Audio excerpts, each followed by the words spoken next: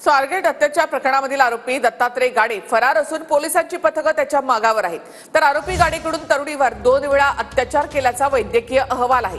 पुणे पोलिसांनी गाडेशी संबंधित 10 जणांची चौकशी केली आहे। स्वारगेट बस डेपोत तरुणीवर अत्याचार करणारा आरोपी दत्तात्रय गाडे 2 दिवसांनंतरही फरार आहे। आरोपी गाडेनं पीडित तरुणीवर 2 वेळा अत्याचार केल्याचं समोर आलंय।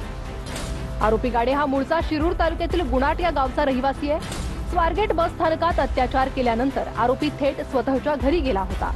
शर्ट बदलून तो घराच्या बाहेर पडला। आसपासच्या नागरिकांनी दत्तात्रय गाडेला पाहिल्याची माहिती दिली आहे। त्या दिवशी दत्तात्रय गाडे हा मात्र या ठिकाणी सकाळी आल्याची माहिती सध्या स्थानिकांकडून मिळत आहे। सकाळी 11 वाजता तो या ठिकाणी आला होता। 5 वाजेपर्यंत या ठिकाणी खरं तो वास्तव्य करत होता। मात्र 5 वाजल्यानंतर खरं तर हा गुन्हा दाखल झाल्यानंतर जो दत्तात्रय गाडे आहे तो मात्र फरार झाल्याची माहिती सध्या या ठिकाणी आपल्याला पाहायला मिळते। पुणे पोलिसांनी आरोपी गाडेशी संबंधित 10 जणांची चौकशी केली आहे। आरोपीचे आई वडील आणि भावाचीही चौकशी करण्यात आली।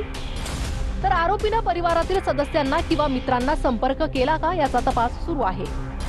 पुणे पोलिसांनी दत्तात्रय गाडेच्या मैत्रिणीचीही चौकशी केली आहे। तर दत्तात्रय गाडे मैत्रिणीला सतत फोन आणि मेसेज करत होता ही माहिती मिळते। दुसऱ्या एका तरुणीशी पॅचअप करून दे अशी मागणी गाडेनं केल्याची माहिती तरुणीनं दिली आहे। आरोपी दत्तात्रय गाडे हा उसाच्या शेतात लपून बसल्याचा पोलिसांना संशय आहे। पोलिसांनी आरोपीच्या शोधासाठी ड्रोनची देखील मदत घेतली आहे। दरम्यान गृहराज्यमंत्री योगेश कदम आणि पुणे पोलीस आयुक्त अमितेश कुमार यांनी स्वारगेट बस स्थानकाची पाहणी केली आहे। 24 तास त्या एसटी स्टँडमध्ये सिक्युरिटी पुरवणं हे एसटी महामंडळामार्फत केलं जातंय। त्यासाठी प्रायव्हेट सिक्युरिटी एजन्सी हायर केलेली आहे। त्याला आपण पैसे देतोय। त्या प्रायव्हेट सिक्युरिटी एजन्सीच्या मार्फत तिथे सिक्युरिटी ही व्यवस्थित नाही ठेवली गेली, जी जबाबदारी डेपो मॅनेजरची आहे ना। आणि म्हणून मला वाटतं जर का सिक्युरिटी तिथे येत नाहीये, एक पत्र व्यवहार करून आपण आपली जबाबदारी झटकू शकत नाही। हे मान्य करतो ना, जी जबाबदारी ती आमचीच जबाबदारी आहे। पोलिसांना पत्र वगैरे आम्ही कुठल्याही प्रकारे दिलं नाही, पण जी घटना घडली ती पोलिसांना सांगायला हवी।